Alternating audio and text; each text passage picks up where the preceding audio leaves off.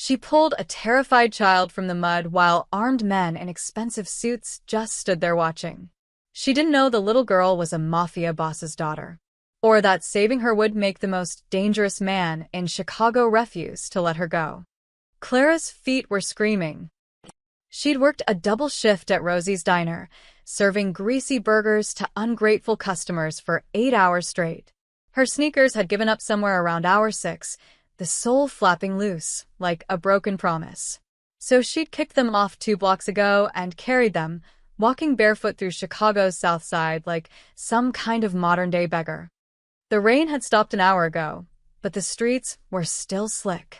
Construction barriers lined Roosevelt Road, where they were tearing up the old warehouses. Clara took the detour through the mud-caked access road, too tired to care about the filth squishing between her toes. That's when she heard the screaming. Not words, just sounds, high-pitched, terrified sounds that made Clara's exhausted body suddenly forget how to feel pain. She dropped her shoes and ran toward the noise. The scene that greeted her was chaos. 3 black SUVs sat at odd angles on the temporary road, their headlights cutting through the evening gloom. Men in dark suits were shouting at each other, their voices sharp with panic. And there, 15 feet down an unstable slope of wet construction mud, was a wheelchair, tilting dangerously to one side. A girl sat in it, maybe 12 years old, with dark hair plastered to her face, her hands gripping the armrests so hard her knuckles had gone white. She wasn't screaming anymore.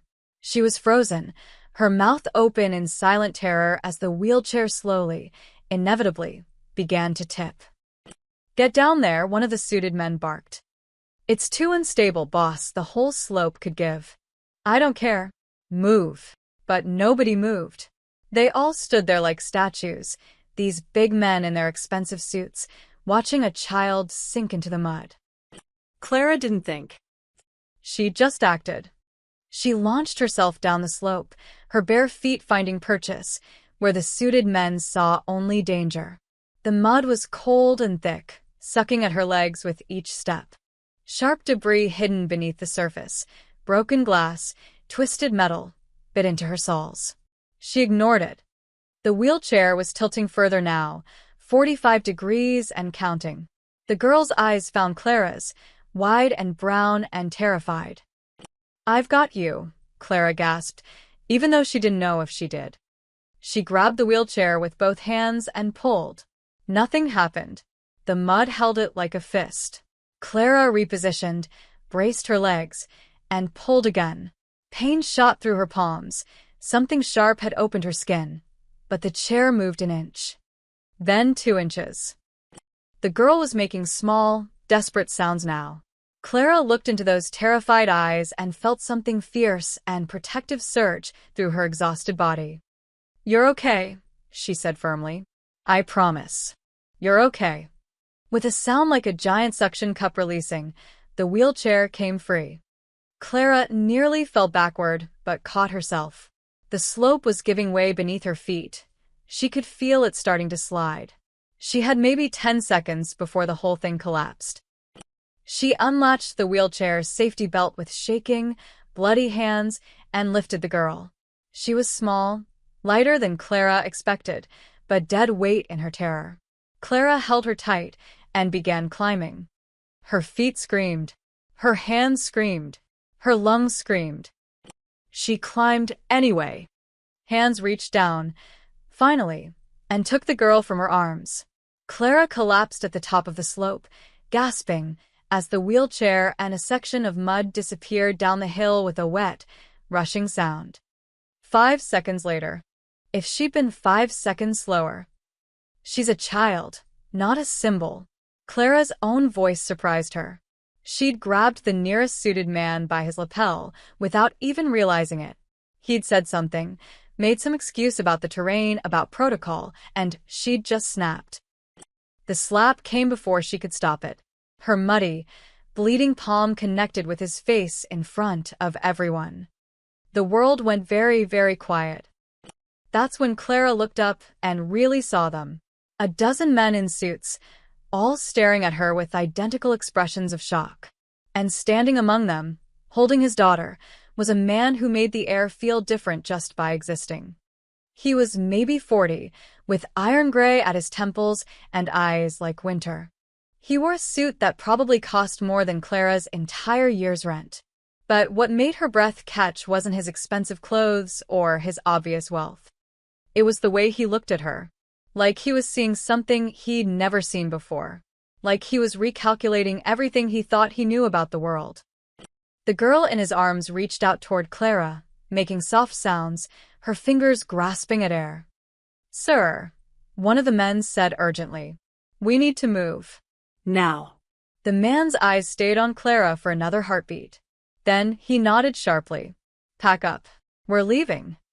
They moved like a military unit, efficient and fast. Within seconds, the SUVs were loading up. Clara caught glimpses of the girl being secured in the middle vehicle, still reaching back toward her. The man, the one who'd held the girl, paused at his car door. He looked at Clara one more time, and she saw something flicker across his face. Recognition? Calculation? Concern. "You should go," he said quietly. His voice was rough silk, the kind of voice that didn't need to be loud to be heard. "And forget you saw this." Then he was gone, the SUVs disappearing into the Chicago night like they'd never been there at all. Clara stood alone in the mud, bleeding and barefoot, with no idea that she'd just saved the daughter of Lorenzo Vitali, the most powerful crime boss in Chicago.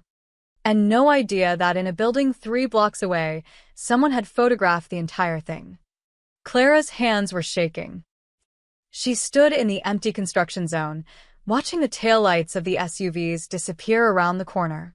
The adrenaline that had carried her down that slope and back up again was draining away, leaving nothing but pain and a creeping sense of unreality. Had that really just happened? She looked down at her hands. Blood mixed with mud, forming dark streaks across her palms. The cuts weren't deep, but they stung like fire. Her feet were worse. She could feel warm blood between her toes, could see the gashes from whatever metal she'd stepped on in that godforsaken mud pit. And she'd slapped him, that man in the suit, right across the face, in front of everyone. "Oh God," Clara whispered. "What did I just do?" Her legs started to give out. She caught herself against a construction barrier, breathing hard. The man who'd held the girl, the one with the winter eyes, his last words echoed in her head. "You should go. And forget you saw this." Clara wanted to laugh. Forget? How was she supposed to forget pulling a terrified child out of the mud while grown men stood around doing nothing? She bent down and found her ruined sneakers where she'd dropped them. The sole was hanging on by a thread. Perfect. Just perfect. She shoved her bleeding feet into them anyway and started walking. The South Side at night wasn't safe for a woman alone. Clara knew this. Everyone knew this. But right now, she was too tired and too shocked to care. She limped through the empty streets, past boarded-up shops and graffiti-covered walls, heading toward her apartment 3 miles away. She didn't notice the camera lens in the 4th-floor window of an abandoned warehouse. Didn't see the flash of a telephoto lens capturing her mud-covered form as she stood over the suited men. Didn't hear the rapid clicking as someone photographed the moment she handed the girl to safety, her face twisted in fierce protectiveness. 3 blocks away, in a basement apartment that smelled like cigarettes and old pizza, Marcus Chun reviewed his photos with growing excitement. "Holy shit," he muttered, zooming in on his laptop screen. "Holy shit, holy shit, holy shit." He'd been staking out that location for 3 days, hoping to catch Lorenzo Vitali's convoy on their way back from the countryside estate. The rival families paid good money for intel on Vitali's movements. Marcus wasn't proud of selling information to gangsters, but journalism didn't pay the bills anymore. Not in Chicago. Not anywhere. But these photos? These were worth 10 times his usual fee. A stranger, some random woman, holding Isabella Vitali in the mud. The boss's precious daughter, the one he kept hidden from the world, completely vulnerable. And the Vitali guards just standing there, useless. This made the boss look weak. Marcus's fingers flew across the keyboard, uploading the photos to an encrypted server. Within minutes, they'd be in the hands of the Rossetti family, the Koreans, maybe even the Russians. Everyone who wanted a piece of Vitali's territory would see these. He felt a momentary pang of guilt thinking about the woman in the photos. She clearly had no idea what she'd stumbled into. But that wasn't his problem. "Sorry, lady," Marcus said to her frozen image on his screen. "Wrong place, wrong time." He hit send. Clara made it 2 miles before she had to stop and rest. She collapsed on a bus stop bench, her whole body trembling. The adrenaline crash was hitting hard now. She felt dizzy, sick, like the ground was tilting under her. The girl's face kept flashing through her mind. Those terrified brown eyes. The way she'd reached out to Clara even after she was safe, like she didn't want to let go. Clara had never seen someone look at her like that before. Like she mattered. Like she was a hero instead of a struggling waitress with negative $47 in her checking account. "You're losing it," she told herself. They were just some rich people having car trouble. That's all. But she knew it wasn't. The way those men had moved military precision. The way they'd all carried guns under their jackets. She'd seen the bulges when they reached for the girl. The way the gray-eyed man had looked at her, like he was deciding whether she was a threat. Clara pulled out her phone. The screen was cracked, had been for 6 months, but it still worked. 11:47 p.m. Mia would be worried sick. She typed out a text. "Coming home." Got held up. "I'm fine." Her little sister responded immediately. "Where are you?" "I was about to call the police." "Don't." "I'm fine. Be home in 20. Clara forced herself to stand. Her feet screamed in protest. She had 1 more mile to go. As she limped through the darkness, she passed a group of young men on a corner. They went quiet when they saw her, this bleeding, mud-covered woman stumbling through their territory. One of them started to approach, but another grabbed his arm. "Let her go, man. She's already had a bad night." Clara almost laughed. If they only knew. She finally reached her apartment building, a 5-story brick structure that had been under renovation for the past decade. The lobby door hung crooked on its hinges. The elevator had been broken since 2019. Clara climbed the stairs to the 3rd floor, leaving muddy, bloody footprints on each step. At her door, she paused. Her keys were in her pocket, but she couldn't make herself reach for them yet. Through the thin walls, she could hear Mrs. Rodriguez's TV blaring. Could hear the couple in 3B fighting again. Could hear the familiar sounds of home, a place that felt both safe and suffocating at the same time. Clara took a deep breath and opened the door. Mia was on her in seconds. "Oh my God, what happened to you? Is that blood?" "Clara, is that blood?" "I'm okay," Clara said automatically. Just give me a minute."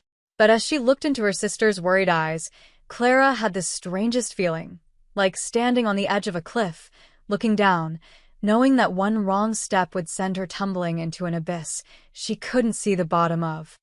She just didn't know she'd already taken that step. 3 miles away, in a mansion on the North Shore, Lorenzo Vitali stared at his phone as the first photo hit his encrypted message board. His daughter. His Isabella. Held by a stranger. Vulnerable. Exposed. "Find her," he said quietly into the darkness. "Find her now." "Sit. Now." Mia pushed Clara onto their battered couch, the one they'd found on the curb 3 years ago, and disappeared into the bathroom. 16 years old, and already acting like the parent. Clara would have found it funny if she wasn't so tired. The apartment was exactly 420 square feet. Clara knew because the landlord loved to remind them of it every time he raised the rent. 1 main room that served as living room, dining room, and Clara's bedroom. A tiny alcove where Mia slept. A bathroom the size of a closet. A kitchen that was basically a hot plate and a mini fridge. Home sweet home. Mia returned with their first aid kit, a shoebox containing Band-Aids, expired Neosporin, and medical tape they'd stolen from the hospital waiting room. She knelt in front of Clara, and grabbed her foot without ceremony. "This is going to hurt," Mia said. "Everything already hurts." Mia pressed a damp washcloth against Clara's sole. Clara hissed through her teeth. "What happened?" Mia asked quietly, wiping away mud and blood. "And don't say nothing. You look like you wrestled an alligator." "Just wrong place, wrong time. Clara, I helped someone, okay? Some kid who was stuck. It's not a big deal." Mia looked up at her, dark eyes sharp. She had their mother's eyes, the only thing either of them had inherited from the woman who'd overdosed when Mia was 8. Clara had been 21, working 2 jobs, suddenly responsible for a traumatized second grader. That was 5 years ago. Sometimes it felt like 50. "You're lying," Mia said. "You're using your everything is fine voice." "I'm not." "Yes, you are. You use it when the rent's late. You use it when you skip meals, so I can eat. You use it when you pretend you're not scared." Mia's hands were gentle despite her sharp words, carefully picking debris from Clara's cuts. "So what happened?" Clara sighed. How could she explain? Some rich people, probably mobsters, had a car accident. Their disabled daughter almost died because they were too scared to help her. "I jumped in mud and saved her life. No big deal." Except it was a big deal. Those winter gray eyes kept flashing through her mind. "I saw something I shouldn't have seen," Clara said finally. "That's all. But it's over now." Mia didn't look convinced, but she returned to cleaning the wounds. "You need stitches for this one." "Can't afford stitches." "Clara." "Butterfly bandages.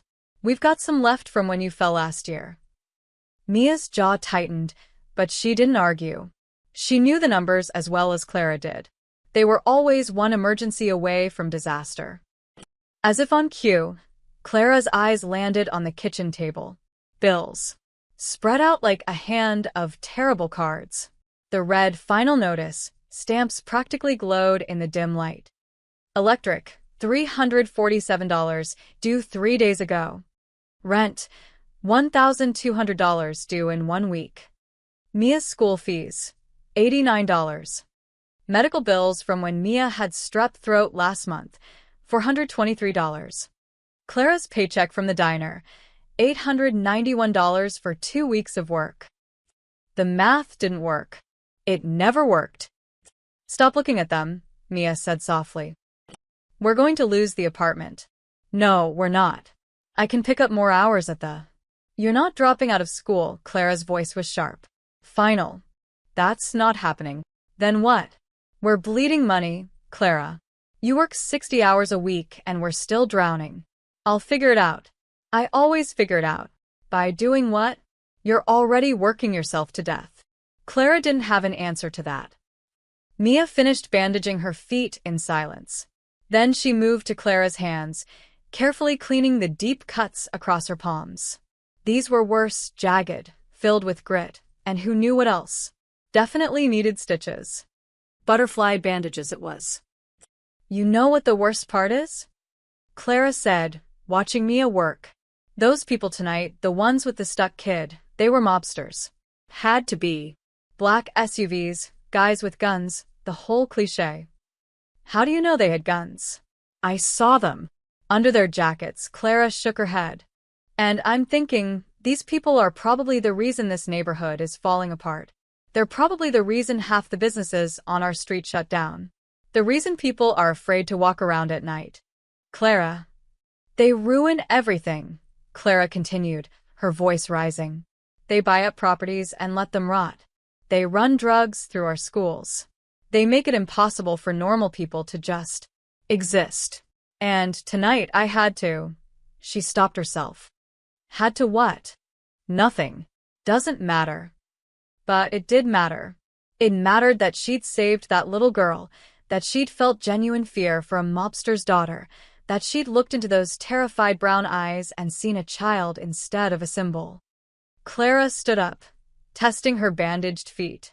Pain shot up her legs, but she could walk. "I need a shower." "There's no hot water.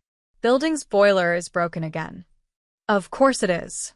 Clara limped to the bathroom, 3 steps from the couch, and turned on the water. Freezing cold, just like Mia said. She stripped off her muddy clothes and stepped under the spray anyway, gasping as ice-cold water hit her skin. She watched the mud swirl down the drain, brown water turning pink with blood, carrying away the evidence of tonight's disaster. But she couldn't wash away the memory. That little girl's face. The way she'd reached for Clara, even after she was safe. The way the gray-eyed man had looked at her, like he was memorizing her face. You should go. And forget you saw this. Yeah, Clara whispered to the empty bathroom. That's going to happen? She stood under the freezing water until her teeth chattered, trying to make sense of the last 2 hours. Trying to convince herself that tomorrow, everything would go back to normal. In the main room, Mia stared at the bills on the table. Then she looked at her phone, at the text message she'd received an hour ago from a classmate. My uncle says they're hiring at the packaging plant. Night shift. $15 per hour under the table. You interested? Mia knew Clara would kill her if she dropped out. But Clara didn't need to know. Night shift meant she could still go to school during the day. It meant they could actually pay their bills.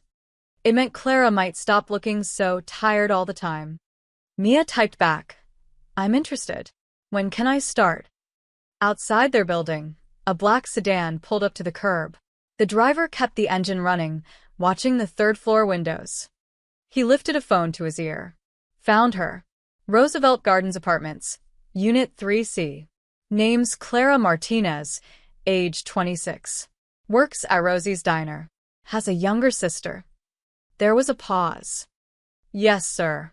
Maintaining surveillance. What are your orders? The voice on the other end was quiet. Calm. Deadly. Watch her. I want to know everywhere she goes, everyone she talks to, and find out if anyone else knows about tonight. Understood, Mr. Vitali. The line went dead. Inside the car, the driver settled in for a long night. He'd done this before, watched people who'd caught the boss's attention. Usually they disappeared after a few days. But something about this one felt different. The boss's daughter had reached for her. Isabella Vitali, who hadn't voluntarily touched another human being in 3 years, had reached for this stranger like her life depended on it. That changed things. The driver didn't know how yet, but it would. It always did. The photos hit the underground networks at 3:47 a.m. By dawn, every major crime family in Chicago had seen them. In a penthouse overlooking Lake Michigan, Vincent Rossetti poured his morning espresso and studied the images on his tablet. His nephew Tony stood behind him, practically bouncing with excitement. Look at this, Tony said, zooming in on one photo. Vitali's guy's just standing there while some random woman saves his daughter. They look like idiots. Vincent said nothing. He swiped through the photos slowly, methodically. The disabled girl in the mud. The stranger pulling her out. The guards frozen in place. And there, in the last photo, Lorenzo Vitali himself, holding his daughter, staring at the mud-covered woman with an expression Vincent had never seen on his rival's face before. Uncertainty. This is it, Tony continued. This is what we've been waiting for. We can use this. Show the other families that Vitali's getting soft. His own men won't even protect his kid without some civilian doing their job. Shut up, Vincent said quietly. Tony, shut up. Vincent set down his espresso. Who took these photos? Some freelancer. Marcus Chen. He sells intel to whoever pays. And who else has seen them? Everyone. The Koreans, the Russians, probably half the South Side by now. They're spreading like wildfire. Vincent leaned back in his chair. 20 years he'd been trying to find a weakness in Lorenzo Vitali's armor. 20 years of watching the man consolidate power, eliminate threats, build an empire on fear and loyalty. And now this. A crack in the foundation. But something felt wrong about it. Find out who the woman is, Vincent said finally. Everything about her. Where she lives, where she works, who she knows. I want a complete profile by noon. Why? She's nobody. Just some. If she was nobody, these photos wouldn't bother me, Vincent turned to face his nephew. Vitali's daughter reached for her. Did you see that? After she was safe, she reached back. That child hasn't reached for anyone since her accident 3 years ago. Tony frowned.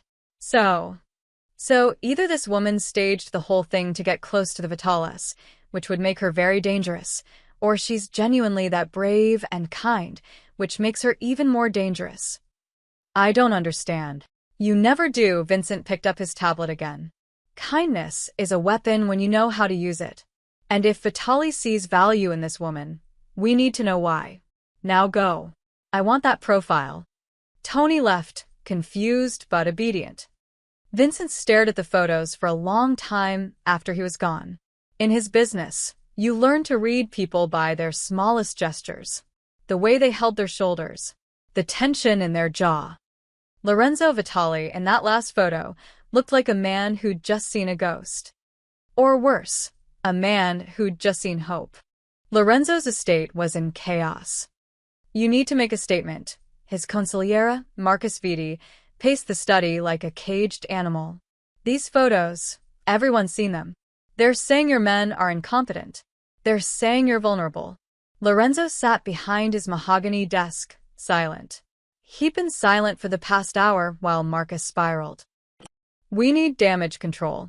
We bring the woman in, make her disappear quietly. Say she was a plant from the Rossettis, trying to infiltrate our organization. We caught her, dealt with her. End of story. No, Lorenzo said. Marcus stopped pacing. What? I said no. Lorenzo, you're not thinking clearly. This woman is a liability. She saw Isabella, she saw our vehicles, she probably memorized faces. And now her picture is all over the underground. The rivals will use her to get to you. I said no. Lorenzo's voice was quiet, but it cut through Marcus's panic like a knife. Find her. Bring her here. But she doesn't get hurt. Are we clear? Marcus stared at him. You can't be serious. Do I look like I'm joking? She's a security risk. She saved my daughter's life. While my trained guards stood there like statues, Lorenzo stood up, his winter gray eyes cold. Which one sounds like the bigger security risk to you? Marcus opened his mouth, then closed it. He'd known Lorenzo for 20 years, since they were both young men fighting for territory in the South Side. He'd seen Lorenzo order executions without blinking. Had seen him destroy entire operations with a single phone call. But he'd never seen him look like this. Uncertain. Almost. Guilty. Where is Isabella? Lorenzo asked. Still asleep. The doctor gave her something for the anxiety. When she wakes up, I want to be there. Marcus nodded slowly. Lorenzo, I have to say this. That woman, whoever she is, she's trouble. I can feel it. She's either working for someone or she's about to become a target for everyone who wants to hurt you. Then we make sure she's protected. Protected? We don't even know her. Lorenzo walked to the window overlooking his estate's grounds. Gardens his late wife had designed. A wheelchair ramp they'd built 3 years ago after the accident that took Isabella's ability to walk and speak. She jumped into that mud without hesitation, Lorenzo said quietly.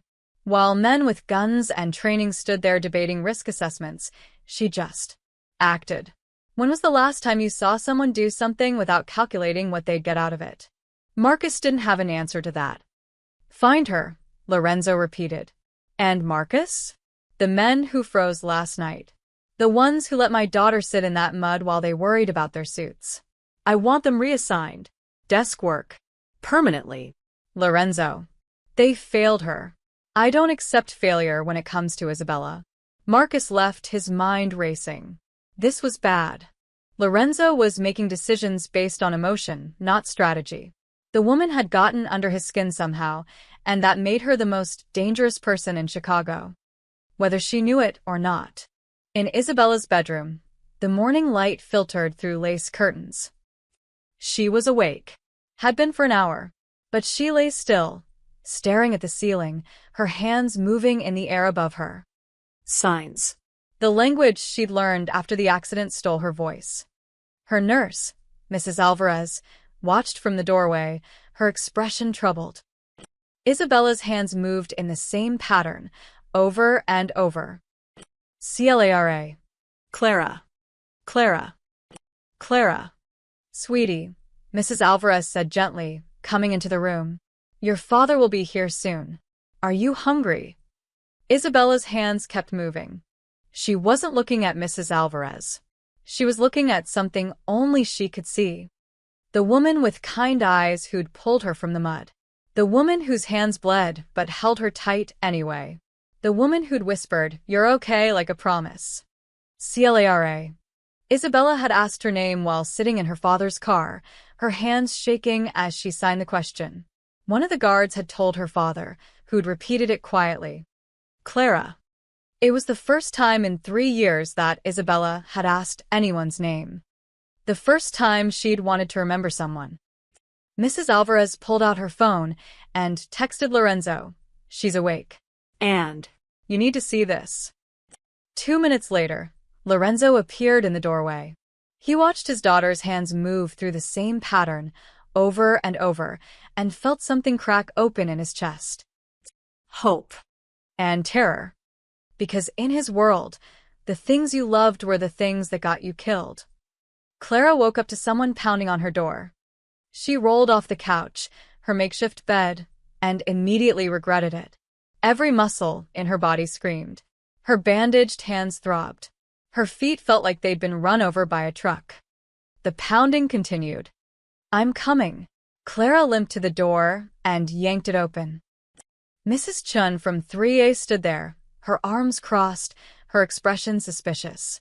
Who are they? Who's who? The men in the black car. They've been sitting outside since last night.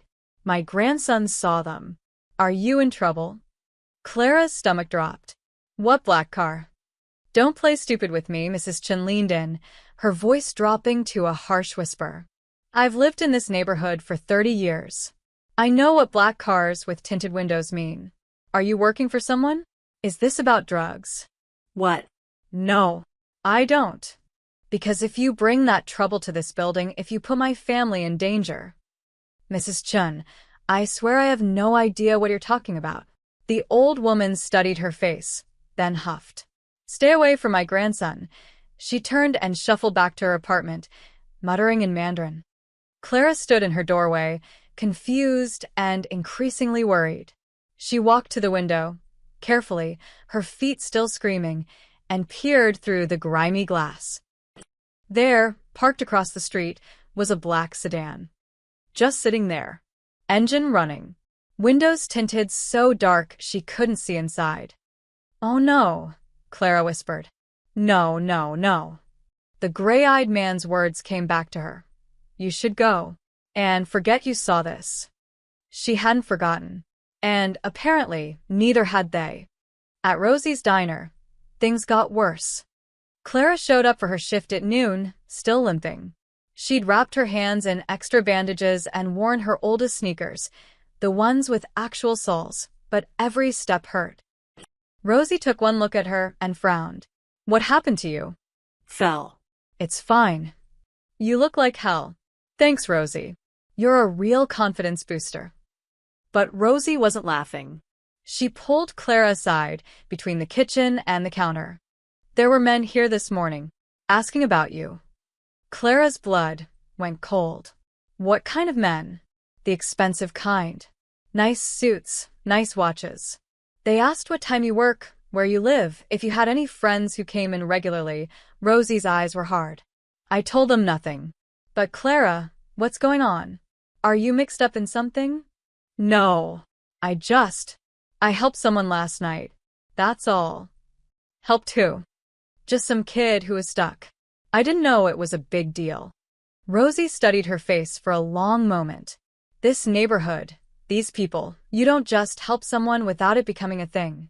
You should be careful. I am being careful. Are you? Because you look scared. Clara was scared. Terrified, actually. But she couldn't afford to lose this job. I'm fine. Really? Can I work? Rosie sighed. Table 4 needs coffee. And Clara? If those men come back, you tell me immediately. I don't care who they are. Clara spent her shift jumping at every shadow. Every time the door opened, she expected to see suits. Black cars. Winter gray eyes. But they never came. They were just watching. Mia noticed the car immediately when she got home from school. She wasn't stupid. She'd grown up on the South Side. You learn to recognize danger the way other kids learn to recognize birdsongs. The black sedan had been there when she left for school that morning. It was still there now, hours later. Same spot. Same tinted windows. Watching their building. Mia pulled out her phone and texted Clara, "There's a car outside. Black sedan. Been there all day." 3 disappeared, then disappeared. Then appeared again. "Finally, I know. Stay inside when you get home. Lock the door." "What's going on?" I don't know yet. "Just be careful." Mia looked up at their third-floor window.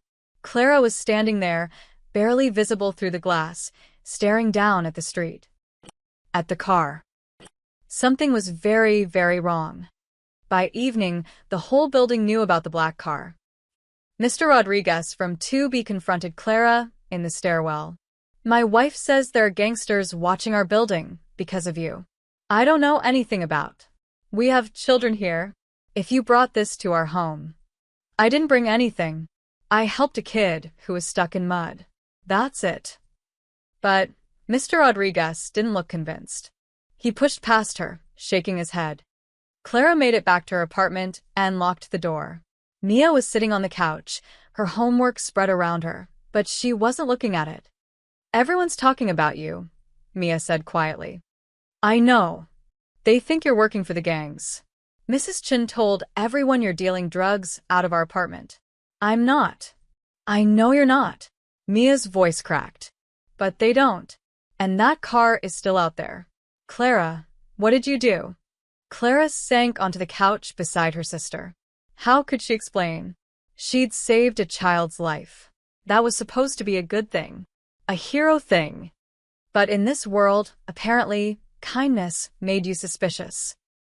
"I saved someone," Clara said finally. "Someone important, I think. And now they're trying to figure out if I'm a threat." "Are you?" "Of course not." But they don't know that. Mia was quiet for a moment. Then, what happens if they decide you are a threat? Clara didn't have an answer to that. Outside, the black sedan's window rolled down an inch. The driver lifted his phone. "Subject is home. Sister arrived from school at 3:47 p.m. Neighbors are getting agitated.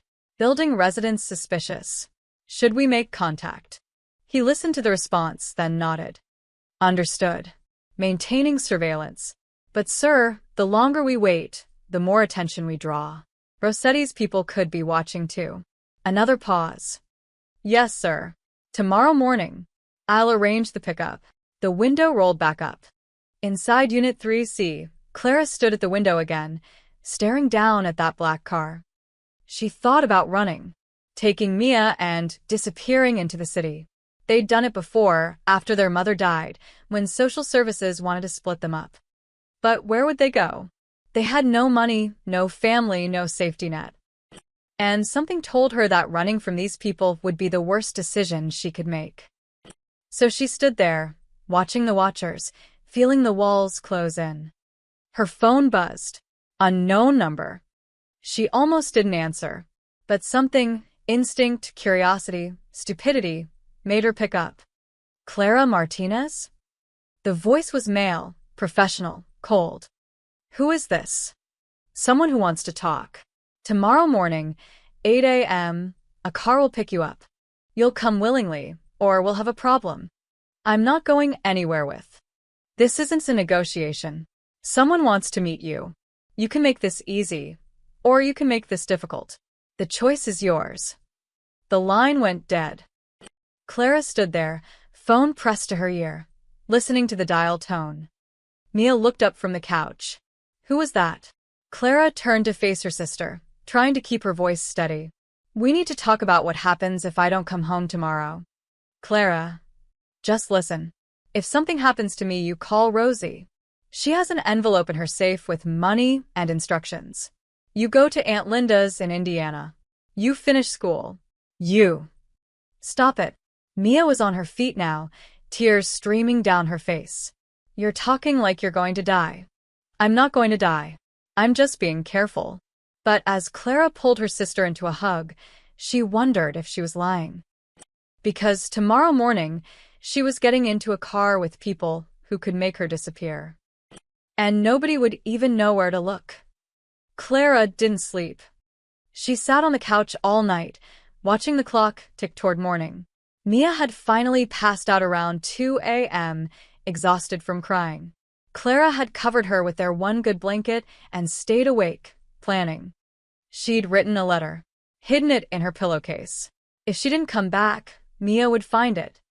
At 7:45 a.m., Clara kissed her sleeping sister's forehead and walked out the door. The black sedan was waiting. 2 men in suits stood beside it. Not the same ones from the mud. These were bigger, harder. One of them opened the rear door, without a word. Clara's legs felt like concrete. "Where are we going?" "Someone wants to talk to you." "I have a right to know." "You don't have rights," the man's voice was flat, emotionless. "You have choices. Get in the car willingly, or we make you." "What's it going to be?" Clara thought about screaming, running, fighting. But Mrs. Chun was watching from her window. Mr. Rodriguez from the corner. If she made a scene, these men might come back, might hurt someone. She got in the car. The door shut behind her like a coffin lid. "Hands out," one of the men said, sliding in beside her. "What?" He pulled out a black cloth. "Blindfold. Standard procedure. You're kidnapping me. We're protecting operational security. Now hands out, or I do it the hard way." Clara's hands shook as she held them out. The cloth went over her eyes, plunging her into darkness. She felt the car start moving, felt the turns and stops, tried to count them to track their location. After the 5th turn, she gave up. She was lost. The drive took 40 minutes. When the blindfold finally came off, Clara found herself staring at a mansion that looked like it belonged in a movie. Stone walls, iron gates, gardens that probably cost more to maintain than she made in a year. "Out," one of the men said. Clara's legs were numb. She stumbled getting out of the car, and rough hands caught her arms. They marched her up stone steps, through a door that was probably older than her grandmother, into a hall that echoed with their footsteps. The ceiling was 30 feet high. Paintings covered the walls, real ones, probably worth millions. A chandelier hung above them like a crystal waterfall. Clara had never felt more out of place in her life. "Wait here." They left her standing in the center of the hall, alone. But she could feel eyes on her, cameras probably, maybe people hidden in doorways. She wanted to run, wanted to scream, wanted to wake up from this nightmare. The sound of footsteps made her freeze. 6 men entered the hall. 5 wore suits that cost more than her yearly rent. But it was the 6th one, the one in the center, who made her breath catch. Winter-gray eyes. The man who'd held the girl. The one who'd told her to forget what she'd seen. Lorenzo Vitali. She knew his name now. Had heard it whispered in the diner, seen it in the news. The most powerful crime boss in Chicago. And she'd saved his daughter. "Miss Martinez," Lorenzo said, his voice that same rough silk she remembered. "Thank you for joining us." "I didn't have a choice." "Everyone has choices," he gestured to the men flanking him. "My consigliera, Marcus Vitti. And my security team. They have questions for you." Marcus stepped forward, his eyes cold. "How did you know we'd be on that road?" "I didn't." "Convenient timing, don't you think? You just happened to be walking past exactly when we had an accident. I work at a diner 5 blocks from there. I walk home every night. Through a construction zone. The normal route was flooded from the rain. I took the detour." Clara's fear was turning to anger. "What is this? I helped your daughter, and now I'm being interrogated like a criminal?" "You could be a plant," Marcus said. "Sent by the Rossettis. The timing is too perfect. I don't even know who the Rossettis are. Or you could be looking for payout. Saving the boss's daughter, expecting a reward." "I don't want your money." Clara's voice echoed through the hall. "I saw a kid who was scared, and nobody was helping her. That's it. That's the whole story. Marcus looked at Lorenzo. Sir, she's a security risk. We should. Where do you work? Lorenzo interrupted, his eyes never leaving Clara's face. Rosie's Diner. South Side. How long? 3 years. And, before that, different diner. Different neighborhood. I've been waiting tables since I was 21. Family? Clara hesitated. My sister. Mia. She's 16-inch. Parents? Dead. The word came out harder than she intended. Lorenzo nodded slowly. You live in Roosevelt Gardens. Unit 3C. Rent is 3 months behind. You have $17 in your checking account. Your sister has a 38 GPA and wants to study medicine. Clara's blood ran cold. How do you? I know everything about you, Miss Martinez. I know you skip meals so your sister can eat. I know you work doubles every weekend. I know you turned down a scholarship to community college because you had to take care of Mia after your mother overdosed. Lorenzo took a step closer. So, I'm going to ask you one more time. Why did you help my daughter? Because she needed help. Clara's voice cracked. Because she was terrified and nobody was doing anything. I didn't know who you were. I didn't know who she was. I just saw a kid in trouble, and The door at the far end of the hall opened. Everyone turned. A nurse pushed a wheelchair into the room. And in that wheelchair sat the girl from the mud. Isabella. She looked different in daylight. Clean, dressed in soft clothes, her dark hair brushed and shining. But her eyes, those same terrified brown eyes, found Clara's immediately. And everything else in the room ceased to exist. Isabella's hands moved, signing something Clara didn't understand. The nurse bent down listening, then looked shocked. Mr. Vitali, she says. But Isabella was already moving. Not with her legs. She couldn't.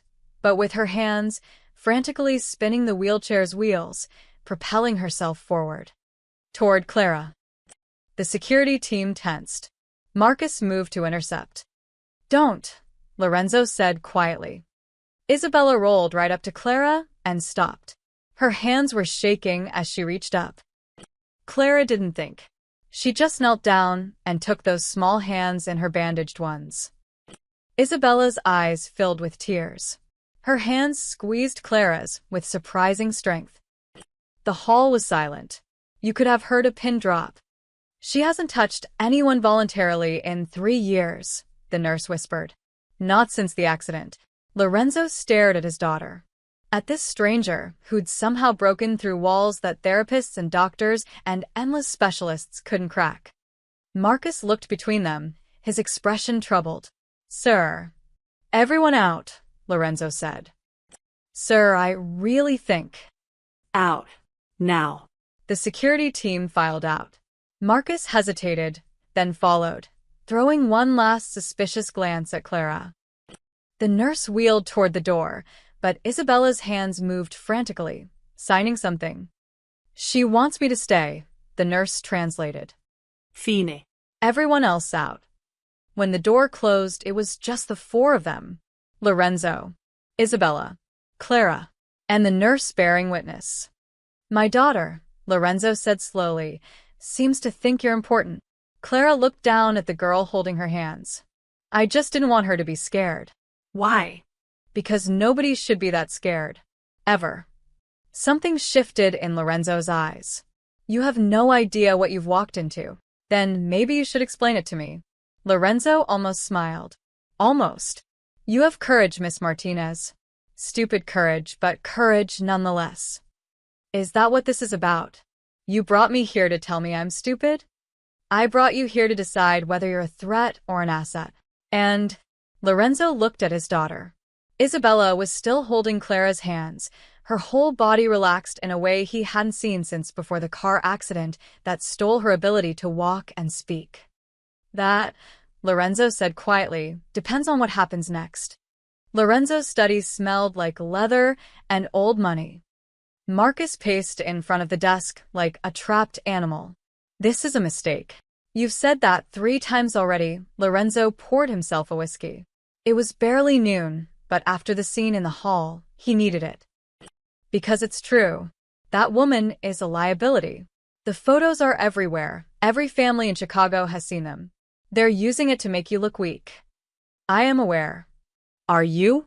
Because bringing her here, letting Isabella get attached, you're making it worse. Marcus slammed his hand on the desk. The Rossettis are circling. The Koreans are asking questions. Your own men are wondering if you've lost your edge. Lorenzo sipped his drink. My edge. Yes. 3 years ago, you would have handled this cleanly. Quietly. But now you're bringing random civilians into your home because your daughter held her hand. That's not why I brought her here. Then why? Lorenzo was quiet for a long moment. Because Isabella hasn't shown interest in another human being since the accident. Not her doctors, not her therapists, not me. She tolerates existence. That's all. He set down his glass. And then some stranger pulls her from the mud, and suddenly she's alive again. That's emotion talking. Not strategy. Maybe. But Isabella is all I have left. Lorenzo's voice went cold. My wife is dead. My brothers are dead. My parents are dead. Everyone I've ever cared about has been taken from me by this life. Everyone except her. So yes, Marcus, if that woman can reach my daughter when no one else can, I will protect her. Strategically sound or not. Marcus ran a hand through his hair. The Rossettis will use her. They'll see the bond and exploit it. Then we make sure they can't get to her. How? She lives in a building with broken locks and 100 witnesses. She works at a public diner. She's completely exposed. So, we bring her closer. Closer? Lorenzo. We offer her a position. Caregiver for Isabella. She lives here, under our protection, and Isabella gets someone who actually gives a damn about her well-being. Marcus stared at him. You want to hire a complete stranger to care for your daughter? A woman we know nothing about. We know everything about her. You ran the background check yourself. A background check doesn't tell us her true intentions. Her intentions were to save a drowning child. Lorenzo stood up, moving to the window that overlooked the estate's gardens. I've spent 20 years reading people, Marcus. Knowing when they're lying, when they're scheming, when they're playing an angle. That woman in the hall? She was terrified. Angry. Confused. But she wasn't calculating. She didn't see dollar signs when she looked at Isabella. She saw a child. That doesn't make her trustworthy. No. But it makes her worth the risk. Marcus was silent for a moment. The men won't like this. The men don't have to like it. They have to obey. And if she says no... Lorenzo watched the gardens below. Then we make sure she's protected anyway. Because regardless of whether she works for us, the moment those photos went public, she became a target. In the gardens, Clara was discovering what it felt like to breathe for the first time in years. The nurse, Mrs. Alvarez, had suggested fresh air. Isabella loves the gardens, she'd said. Maybe you could walk with her? Clara had expected awkwardness. Expected to feel out of place among the roses and stone paths that probably cost more than her entire apartment building. Instead, she felt peaceful.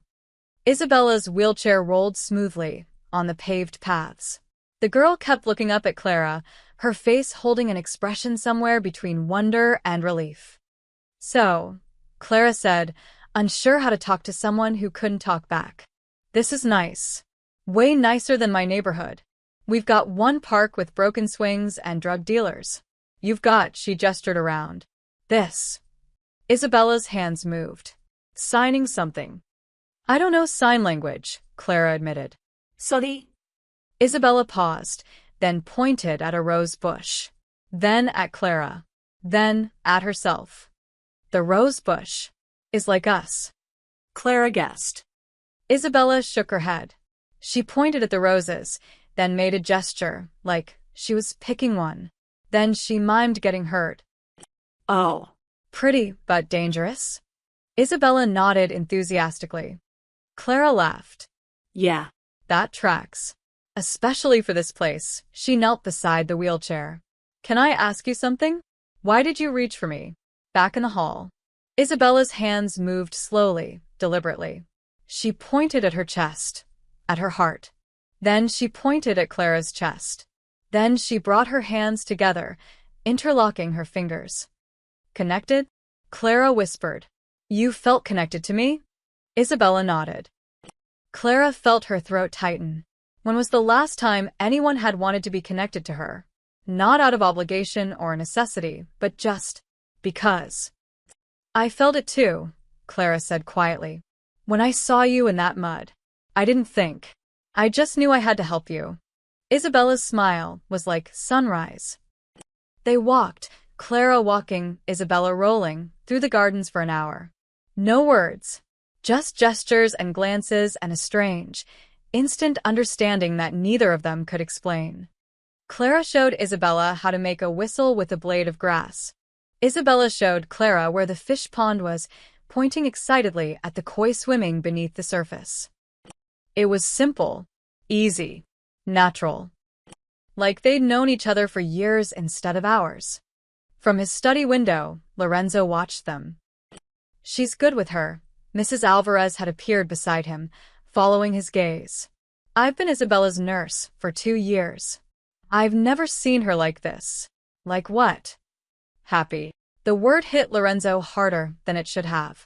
Happy. When was the last time his daughter had been happy? Before the accident? Before her mother died? Before his life had stolen her childhood? The girl needs this, Mrs. Alvarez continued. She needs someone who doesn't treat her like she's broken. Who doesn't hover and worry and talk in that careful voice we all use. She glanced at Lorenzo. That woman down there? She talks to Isabella like she's a person, not a tragedy. Lorenzo said nothing. Whatever you decide to do, Mrs. Alvarez said quietly, think about what Isabella needs. Not what's safe. Not what's strategic. What she needs. Then she left him alone with his thoughts. In the gardens, Clara was laughing at something. Isabella was signing rapidly, her whole body animated in a way Lorenzo had forgotten was possible. His phone buzzed. Marcus, Rossetti's people spotted outside the diner. They're looking for her. Lorenzo typed back. Increase security on her building. Put someone on the sister. And the woman. Lorenzo watched Clara push Isabella's wheelchair toward the fish pond, watched his daughter's joy, and made a decision that he knew Marcus would hate. She's not leaving. Sir. Prepare a room in the East Wing. Clara Martinez is staying. That's an order. He could practically feel Marcus's frustration through the phone. But orders were orders. Lorenzo turned from the window and called down to the gardens. Mrs. Alvarez. Bring them inside. We need to talk. In the gardens, Clara felt her brief moment of peace evaporate. She looked up at the mansion, at the window where she knew he was watching. Guess playtime's over, she said to Isabella. Isabella's hands moved. Don't go. Clara didn't understand the signs, but she understood the fear in the girl's eyes. Hey, she said gently. I'm not going anywhere. I promise. It was a promise she had no right to make. But looking into Isabella's eyes, Clara knew she'd fight to keep it. Even if it killed her. Mia stood at the apartment window watching the street below. The black sedan was gone. But it had been replaced by something worse, uncertainty. Where was Clara? She'd been gone for 6 hours. No call. No text. Just silence. Mia's phone buzzed. She grabbed it, hoping, but it was just her friend Ashley. You coming to school? Mia typed back, not today. She couldn't leave. Not until she knew Clara was okay. A knock at the door made her jump. She crept toward it, peering through the peephole. Mrs. Chen. Mia opened the door a crack. Hi, Mrs. Chen. Where's your sister? She's out. Out where? With those men in the black car? Mrs. Chen pushed past her into the apartment. Everyone's talking. They think your sister is working for the gangs. Is she dealing? Is that where the money comes from?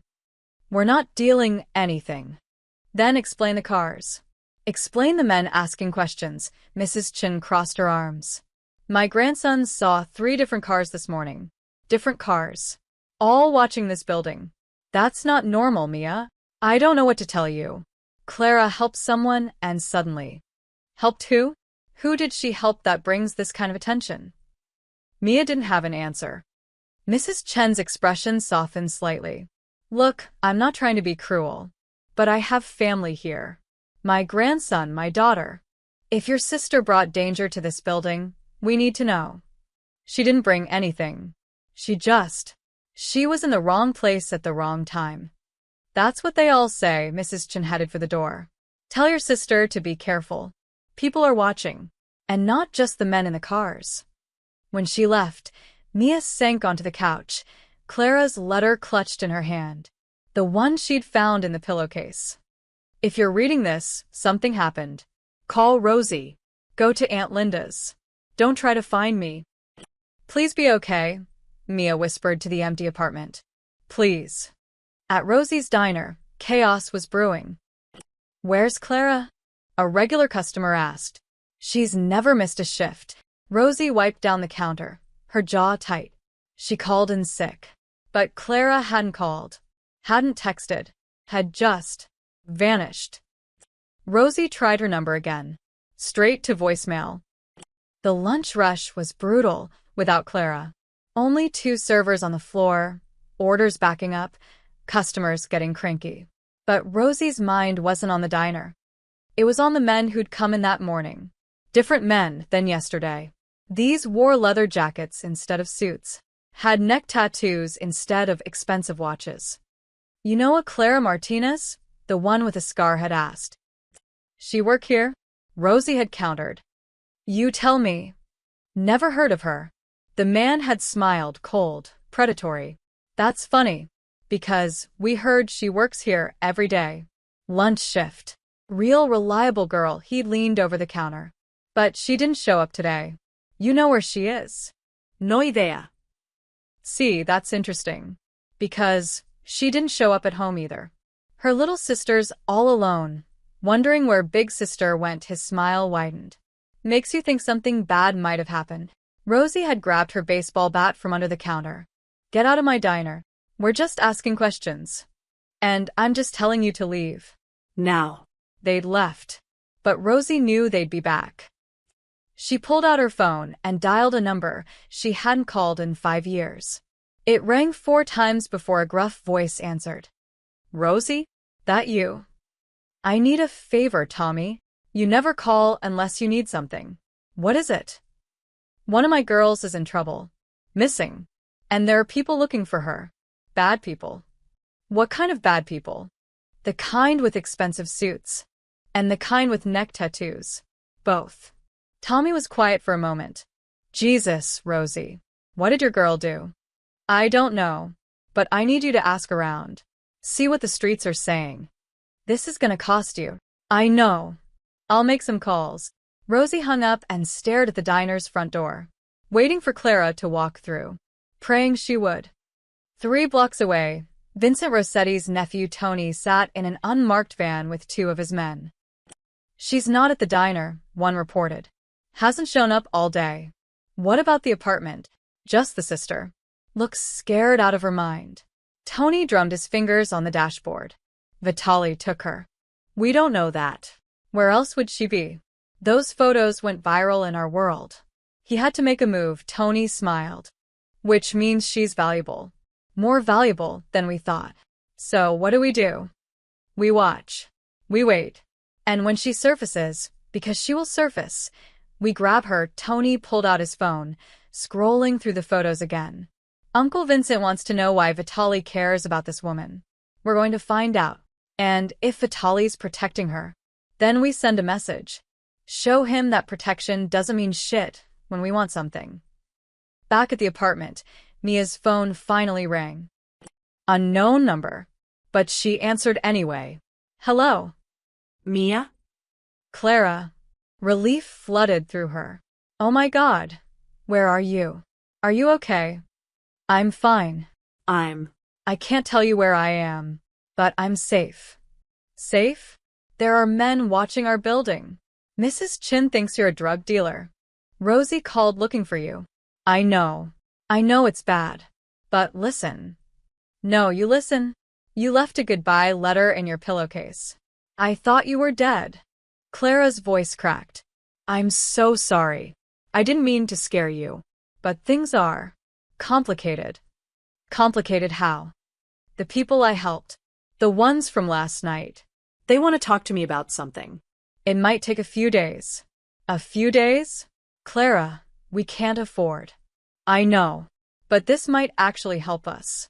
I can't explain right now, but trust me. Okay.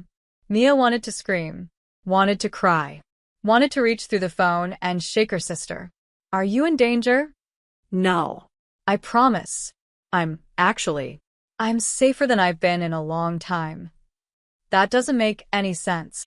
I know. But I need you to do something for me. Pack a bag. Important stuff only. And be ready to leave if I call. Leave? Leave where? Anywhere that's not there. Just. Be ready. Please. The line went quiet for a moment. Clara, you're scaring me. I'm sorry. But I'm trying to protect you. There are things happening that I don't fully understand yet. But I promise, I'm going to fix this. How? I don't know yet. But I will. I love you, Mia. I love you too. Please come home soon. I will. I promise.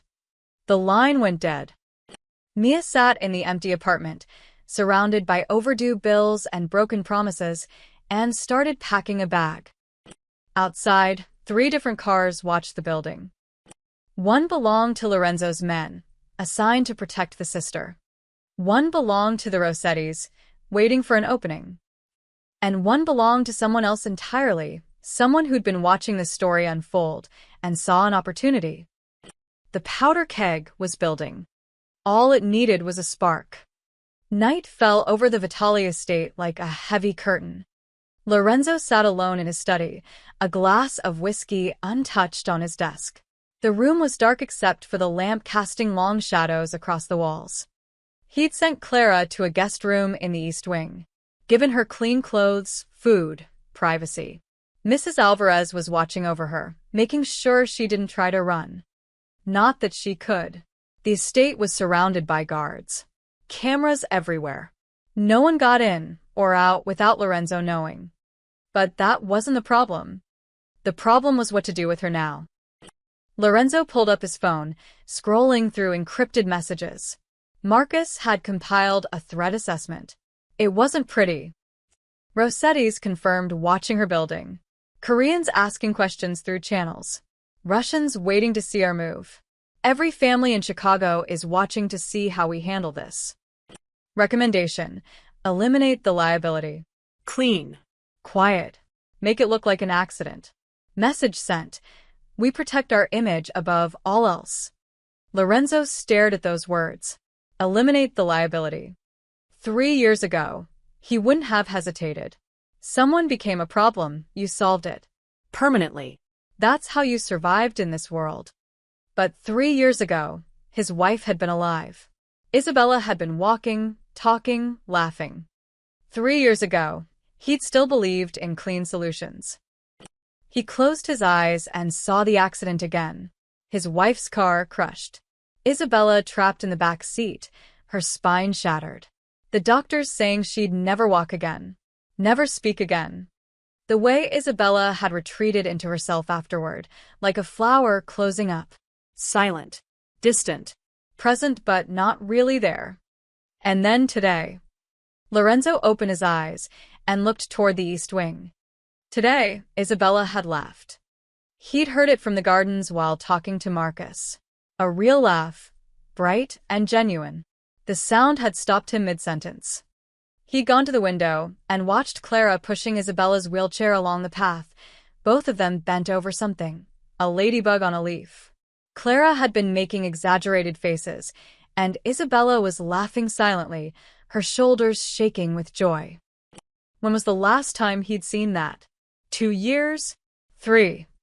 Lorenzo stood and walked to his window. The gardens were dark now, but he could still picture them there. The ease between them. The way Isabella had looked at Clara, like she was the sun. What would Maria say? He thought, picturing his dead wife. What would she tell me to do? He knew the answer. Maria would tell him to choose Isabella's happiness over his empire. Every time.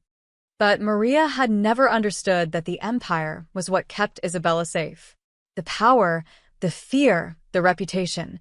That's what protected her from enemies who'd use her to get to him. And Clara threatened all of that. His phone buzzed. Marcus. Sir, we need a decision. The longer she stays, the more complicated this gets. Lorenzo didn't respond. Instead, he opened his desk drawer and pulled out a photo. Maria, holding baby Isabella. Both of them smiling at the camera. A lifetime ago. What do I do? He whispered to the picture. How do I choose between keeping her safe and keeping her alive?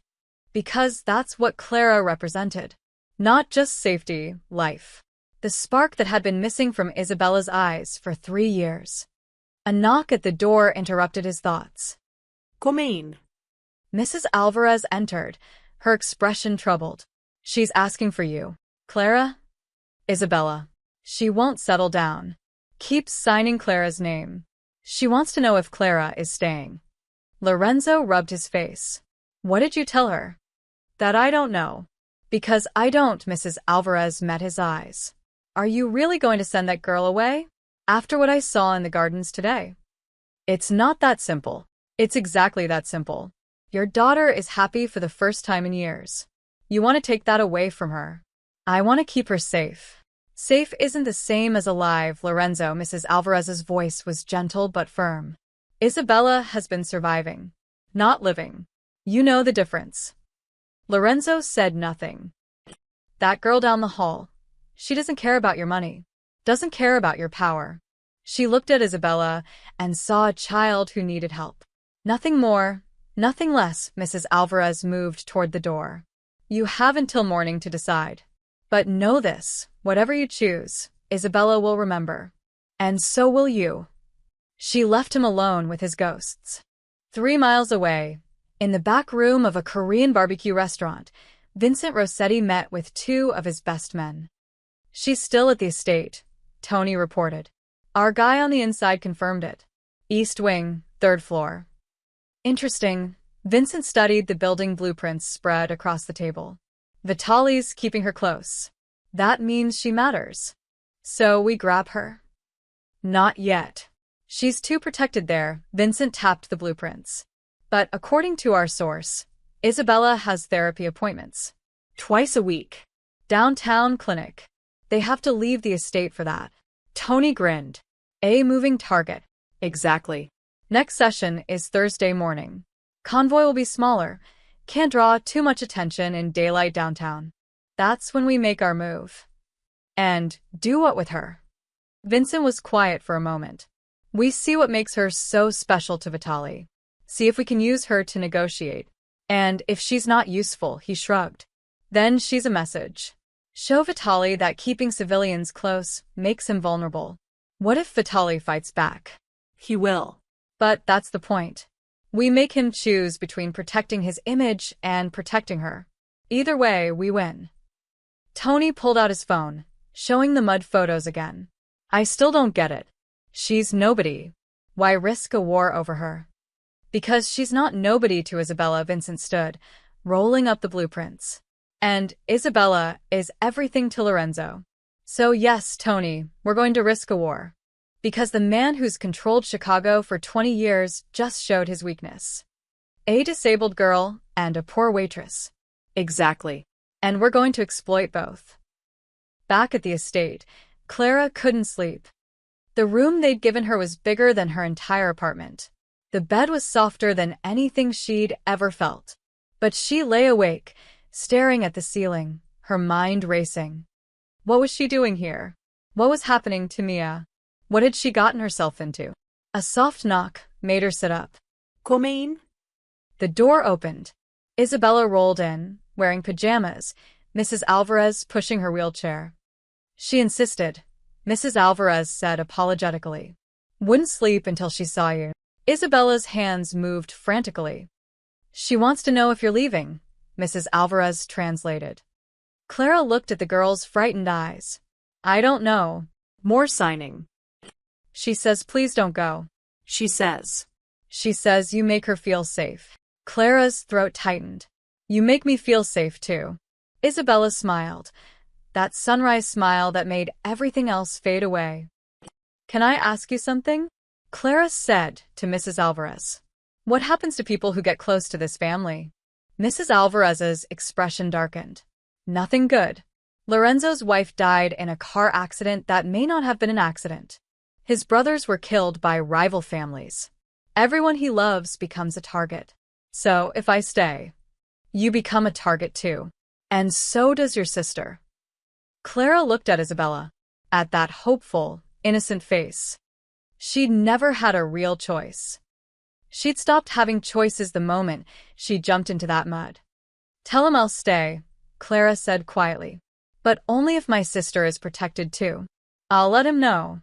After they left, Clara lay back down, knowing she'd just sealed her fate. Somewhere in the darkness, Lorenzo made his decision too. The collision course was set. Thursday morning came too fast. Clara had spent 3 days at the estate, learning the rhythms of Isabella's life. Breakfast at 8, morning exercises with a physical therapist at 9, lunch at noon, afternoons in the garden or reading, Clara reading aloud while Isabella signed responses that Mrs. Alvarez translated. It was peaceful, almost normal. Almost enough to make Clara forget she was living in a gilded cage. Isabella has therapy today, Mrs. Alvarez announced at breakfast. Downtown. Physical and speech therapy combined session. Lorenzo looked up from his newspaper. The usual detail?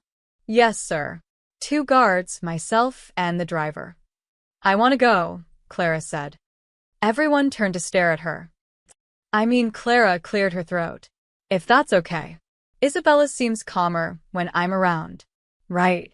Isabella nodded enthusiastically, signing something. She wants Clara to come, Mrs. Alvarez translated. Lorenzo studied Clara for a long moment. It's not a field trip. Downtown can be dangerous. More dangerous than the South Side? I've lived there my whole life. Different kind of dangerous. I can handle it. Something flickered in Lorenzo's eyes. Respect, maybe. Or concern. Fine. But you follow the guard's instructions. No exceptions. Deal. The van left at 10 a.m. sharp. It was unmarked, deliberately ordinary looking. 2 guards sat in the front, both armed but dressed casually. Mrs. Alvarez sat in the back with Isabella and Clara, helping secure Isabella's wheelchair. 40-minute drive, the driver said. Clinics in the medical district. Clara looked out the tinted windows as they pulled away from the estate. The world outside felt surreal after 3 days in Lorenzo's bubble. Real buildings, real people, real life. She'd called Mia twice. Quick calls, careful words. Lorenzo had arranged for protection on the apartment, guards disguised as maintenance workers. Mia was safe. But Clara could hear the fear in her sister's voice. When are you coming home? Soon, Clara had promised, not knowing if it was true. Isabella's hand found Clara's, squeezing gently. Clara squeezed back, offering a smile. You're good with her, Mrs. Alvarez said quietly. She makes it easy. Most people don't think so. They see the wheelchair, the silence, and they treat her like she's broken. Like she's not really there. That's their loss. Mrs. Alvarez smiled. Lorenzo made the right choice keeping you. Clara wasn't sure about that. But she was here now. Might as well make the best of it. They'd been driving for 20 minutes when the driver spoke up. Taking the usual route. Thompson Street to Madison, then. Detour ahead, the second guard interrupted, pointing. Construction signs. Clara's stomach dropped. Wait. It's fine, the driver said. Happens all the time. We'll go around. But as they turned onto the detour, a narrow alley between commercial buildings, Clara saw the barricade. 3 cars, blocking the exit. Back up, the second guard shouted. Back up now. The driver threw it in reverse. Too late. 2 more cars pulled in behind them, sealing them in. Oh God, Mrs. Alvarez whispered. Oh God, we're trapped. Men emerged from the cars. 8 of them. armed, moving with purpose. The guards pulled their guns. "Stay down. Everyone stay down." But Clara could see it in their faces, the same panic from the mud site, the same frozen fear. They were going to hesitate, going to debate, going to let Isabella get taken while they calculated odds. "Not again." "Drive," Clara said. "We can't, we're blocked." "Through them. Drive through them." "Are you insane? We'll hit." Clara didn't wait.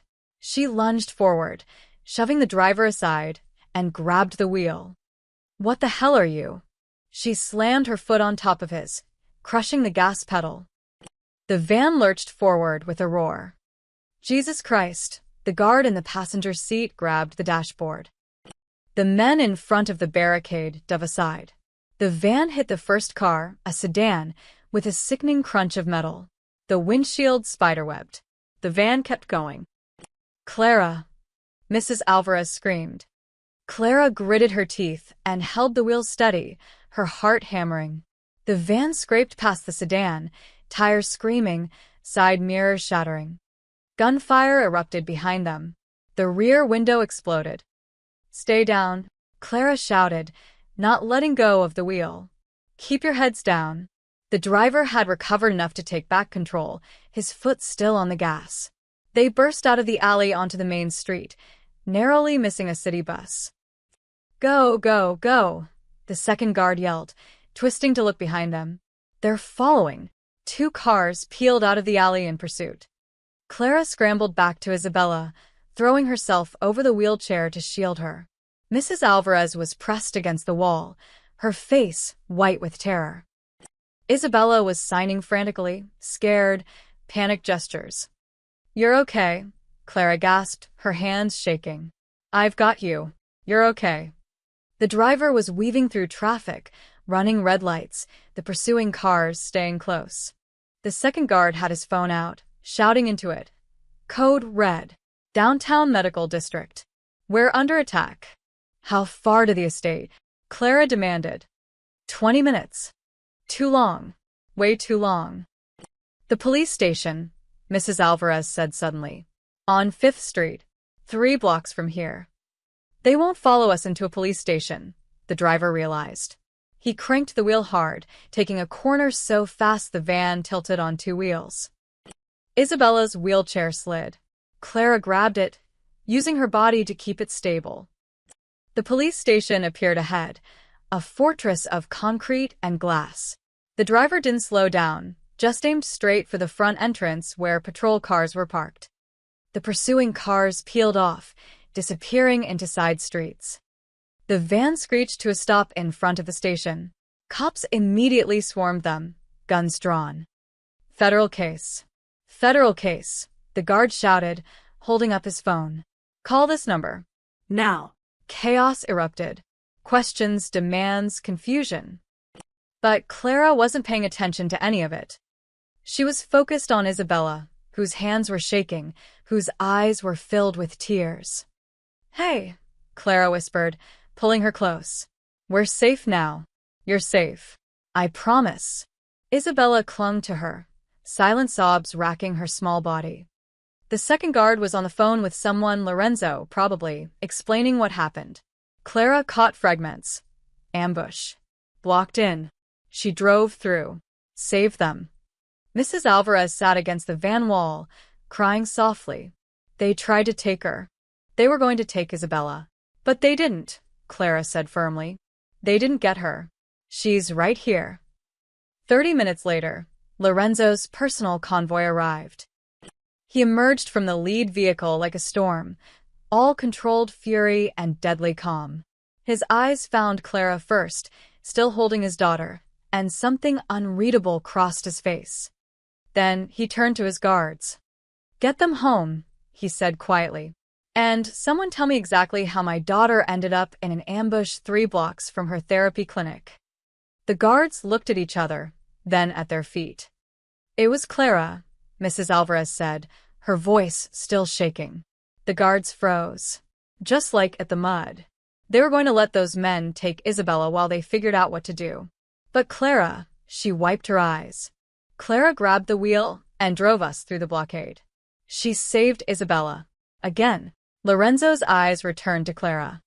She expected anger, expected blame. Instead, she saw something that looked almost like wonder. "We'll talk when we get home," was all he said. As they loaded into the vehicles, a fortress of SUVs this time, Clara finally let herself shake. Let the adrenaline crash hit her. She'd just rammed a car with a van full of people, had been shot at, had put herself between Isabella and armed men. She'd done it without thinking. Just like the mud. Isabella's hand found hers again, squeezing tight. And despite everything, the terror, the danger, the absolute insanity of her life right now, Clara squeezed back. Some things she was learning were worth fighting for, even if the fight might kill you. The estate's main hall was silent as a tomb. Lorenzo stood at the center, surrounded by his men. 20 of them, including the guards who'd been in the van, all standing at attention, avoiding his eyes. Clara sat on a bench near the wall, Isabella's wheelchair beside her. Mrs. Alvarez had wanted to take the girl upstairs, but Isabella had refused, clinging to Clara's hand. "Explain," Lorenzo said quietly. The 2 guards from the van stepped forward. The driver spoke first, his voice shaking. "Sir, we followed protocol. Took the usual route. When we hit the construction detour—" "There was no construction," Marcus interrupted, striding into the hall. He threw a tablet onto the table. "I just checked with the city. No permits issued for Thompson Street. No construction scheduled." The room went colder. "It was a setup," Marcus continued. "Someone on the inside told them the route, told them the timing." Lorenzo's expression didn't change, but the air pressure in the room seemed to drop. "Search the detail. Everyone who knew about today's appointment. I want names." "Already done, sir." Marcus gestured, and 2 men dragged someone into the hall. A young man, maybe 25, bleeding from his nose. One of the estate's junior guards. "Found him trying to leave through the service entrance," Marcus said. "Had 10,000 in cash in his jacket." Lorenzo walked over to the young man. Didn't touch him. Just looked at him. "Who paid you?" "I don't." Who paid? "You." The young guard's resolve crumbled. "Rossetti. Tony Rossetti. He said it would be easy money. Just tell them the route and timing. Nobody was supposed to get hurt." "Nobody was supposed to get hurt," Lorenzo repeated softly. "My daughter was supposed to be kidnapped, but nobody was supposed to get hurt. Is that right?" "They said they just wanted to talk to her." "To the woman. They said." "Take him to the basement," Lorenzo said. "Marcus will handle him." The guard was dragged away, screaming apologies. Lorenzo turned to face his men. This happened because of cowardice. Not his betrayal. That's just greed. But because when my daughter was in danger, my trained guards froze, his voice was ice. Again, the men shifted uncomfortably. "At the mud site, you stood there calculating risk while a civilian jumped in to save her. Today, you were about to let armed men take her while you debated tactics." Lorenzo's eyes swept the room. "Do you know who saved my daughter today?" Silence. "Clara Martinez. A waitress from the South Side. Someone with no training, no weapons, no backup. She grabbed the wheel and drove through a barricade while bullets were flying." He paused. "While my guards sat there frozen." One of the guards spoke up. "Sir, with all respect, we were assessing." "You were afraid." Lorenzo cut him off. "That's fine. Fear keeps you alive. But when you let fear stop you from protecting what matters, you're useless to me." Marcus stepped forward. "Lorenzo, we need to discuss the real issue here. This woman, Clara, she's the reason all this happened. The Rossettis saw the photos, saw the bond with Isabella, and decided she was an exploitable weakness. Every decision we've made since that mud incident has been damage control." He pointed at Clara. "She's the liability." Clara felt everyone's eyes turn to her. She wanted to shrink, to disappear. But Isabella's hand squeezed hers, anchoring her. "You're right," Lorenzo said, and Clara's heart sank. She is the reason this happened. Marcus nodded, vindicated. So we need to. She's the reason my daughter is still alive, Lorenzo continued, his voice cutting through Marcus's words. Twice now. While the men I pay to protect her stood around calculating odds, she acted. No hesitation. No fear. Just pure instinct to protect a child. That's recklessness, not courage. Is it? Lorenzo's eyes were cold. Tell me, Marcus. When was the last time you jumped into danger without calculating your survival odds? When was the last time any of you put someone else's life before your own safety? The room was silent. That's what I thought. Lorenzo turned back to his men. The guards from today's detail are reassigned. Desk work. Permanently. You failed my daughter when it mattered. Sir, one of them protested. I don't accept excuses. I accept results. Lorenzo's voice was final. Now get out of my sight. All of you except Marcus. The men filed out, shoulders slumped. When they were gone, Lorenzo faced his consigliera. You've been against Clara from the beginning, Lorenzo said, calling her a liability, a plant, a security risk. You wanted her eliminated because she is a risk. No. My men are the risk. Their cowardice. Their inability to act when it matters. Lorenzo moved closer. You know what I learned today, Marcus? That courage is rare. And when you find it, you don't destroy it. You protect it. This is emotion talking. You're making decisions based on your daughter's attachment. I'm making decisions based on results. Lorenzo's voice rose for the first time. Clara has saved Isabella twice while trained professionals froze. That's not emotion. That's fact. Marcus's jaw tightened. And when the Rossettis come again, when they realize she's permanently in Isabella's life, you're painting a target on her back. Then we make sure she's protected. Around the clock. Whatever it takes. Lorenzo, this is insane. Is it? Or is it insane that I've surrounded my daughter with people who are more concerned with protocols than her life? Lorenzo's eyes were hard. You've been my friend for 20 years, Marcus. But you're wrong about this. You're wrong about her. Marcus stared at him for a long moment, then shook his head. I hope you know what you're doing. So do I. Marcus left, leaving Lorenzo alone with Clara, Isabella, and Mrs. Alvarez. Lorenzo walked over to them. Isabella looked up at him, her eyes wide, then signed something rapidly. She says Clara is brave, Mrs. Alvarez translated softly. She says Clara is her hero. Lorenzo knelt beside his daughter's wheelchair. She's mine too. Clara felt tears sting her eyes.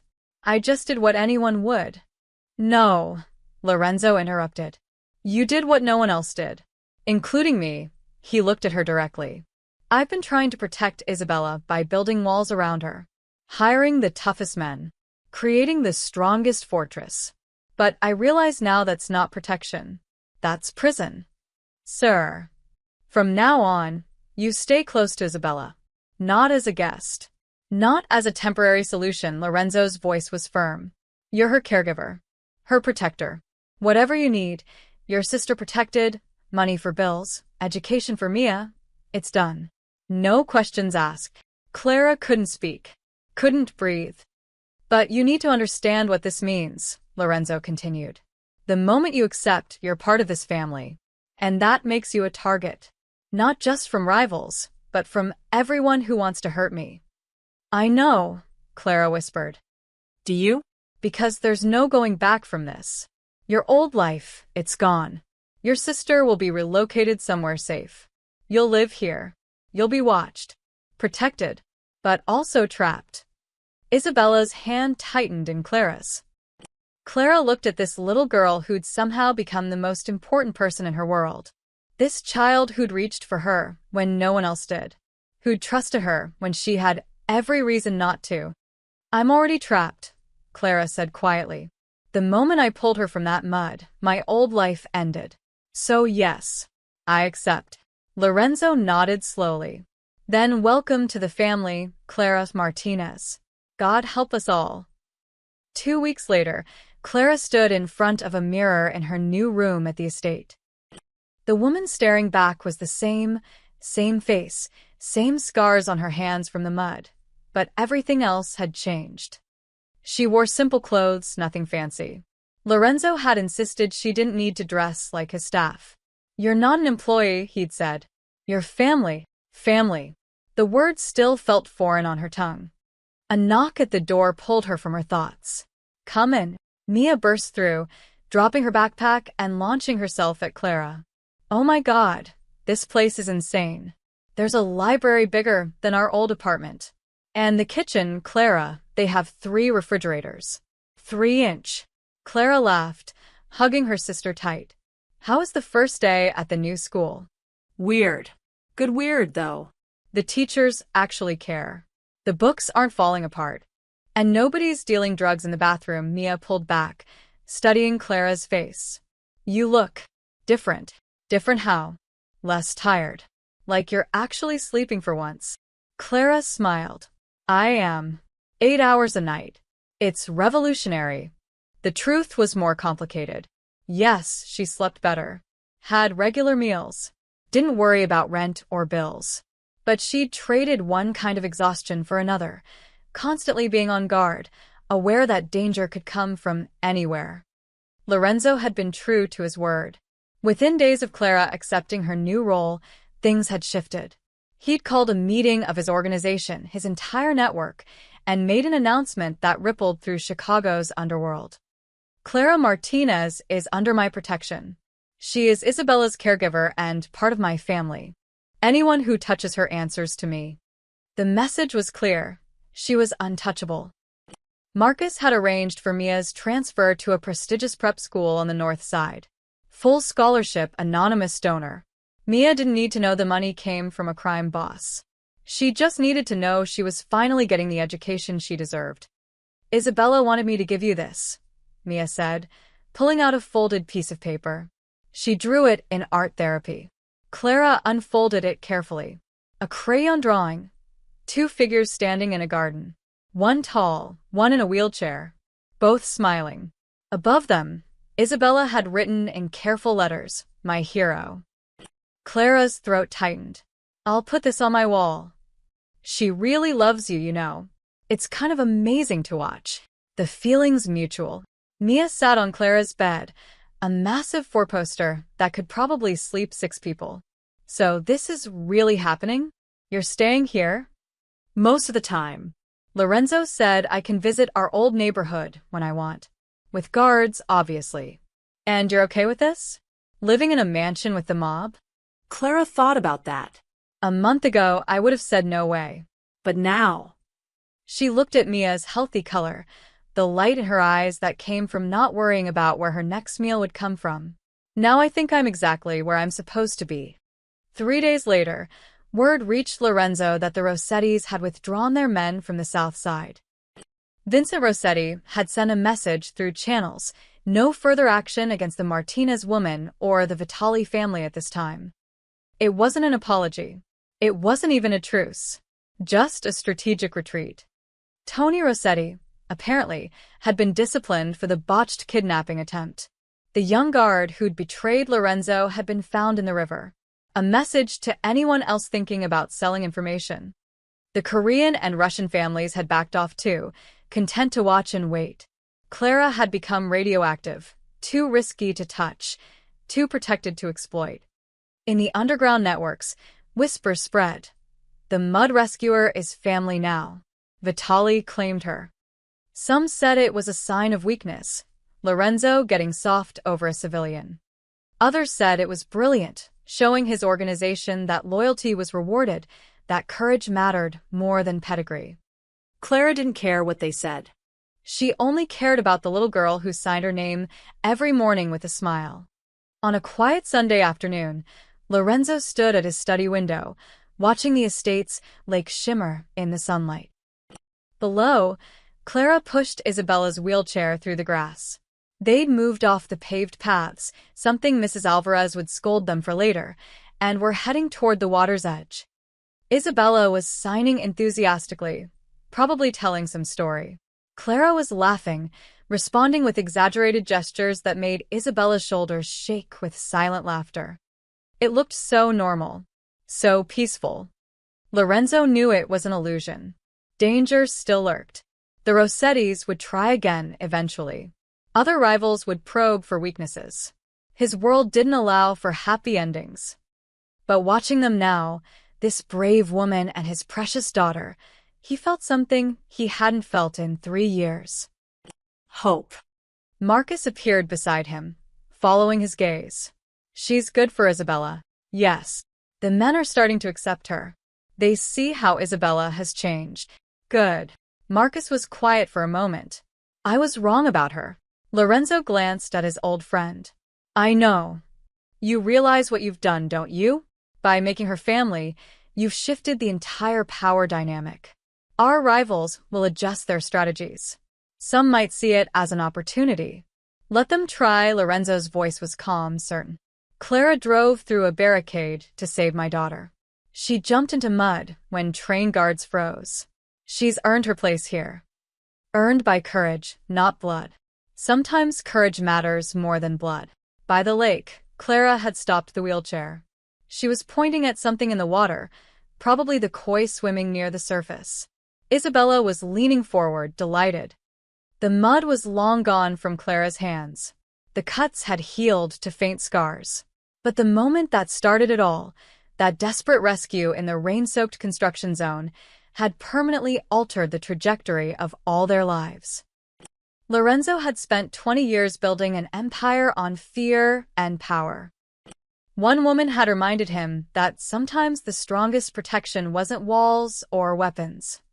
It was love. Sir? Marcus said quietly. What are you thinking? Lorenzo watched Clara lift Isabella from the wheelchair, carefully settling her on the grass so she could feel the lake breeze. Watched his daughter's face light up with pure joy. I'm thinking, Lorenzo said slowly, that some rescues go both ways. Clara had saved Isabella from the mud. But maybe, just maybe, Isabella had saved Clara from drowning in a different kind of mud. The kind that suffocated hope and crushed dreams and made you forget that kindness still existed in the world. And in saving each other, they'd saved something in Lorenzo too. Something he thought died with his wife. His humanity. Marcus cleared his throat. I'll leave you to it, sir. When he was gone, Lorenzo remained at the window, watching over his daughter and the brave woman who'd become her guardian. The mud was washed away, but its impact would ripple through their lives forever. Sometimes the smallest acts of courage changed everything. Sometimes heroes didn't wear suits or carry guns. Sometimes they just kicked off their shoes and jumped.